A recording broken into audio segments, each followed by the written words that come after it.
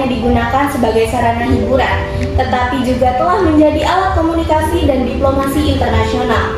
Kita bisa melihat bagaimana pemerintah, pemimpin dunia, dan organisasi internasional menggunakan media sosial untuk menyampaikan kebijakan luar negeri, merespon isu global, hingga mengkampanyekan sebuah isu terkait perubahan iklim.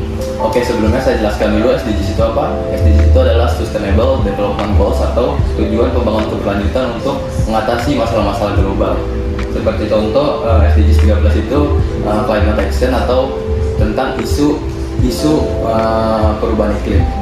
Jadi melalui media sosial kita masyarakat luar lintas dunia mengetahui bahwa ada isu perubahan iklim. Nah, oleh karena itu mereka PBB ke COP29 membuat perjanjian untuk mengatasi perubahan iklim. Nah, melalui media sosial juga terbentuklah kerjasama internasional untuk mengatasi perubahan iklim itu sendiri. Peran media sosial ini sangat penting sekali ya.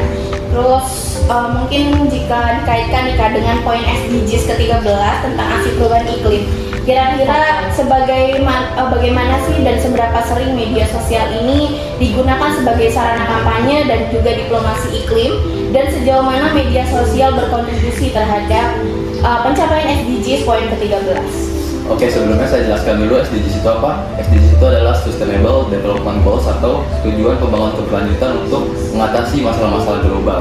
Seperti contoh SDGs 13 itu Climate Action atau tentang isu perubahan iklim. Jadi melalui media sosial kita masyarakat luar lintas dunia mengetahui bahwa ada isu perubahan iklim. Nah, oleh karena itu mereka PBB ke COP29 membuat perjanjian untuk mengatasi perubahan iklim. Nah, melalui media sosial juga terbentuklah kerjasama internasional untuk mengatasi perubahan iklim itu sendiri. Oke, jadi menurut kakak media sosial tuh emang sangat berperan penting ya untuk mengkampanyekan terkait sebuah isu mengenai perubahan iklim tersebut.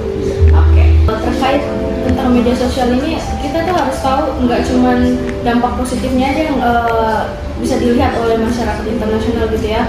Jadi kita juga bisa lihat bahwa ada juga dampak negatif yang disebabkan oleh media sosial ini yang harus kita ketahui gitu. Nah, contohnya adalah media sosial ini membawa dampak negatif dalam hubungan kerjasama di negara, dan juga terkait dengan isu iklim yang tadi di poin SDGs ke-13 yang sudah dijelaskan oleh moderator dan juga Kak Frankie di awal ya.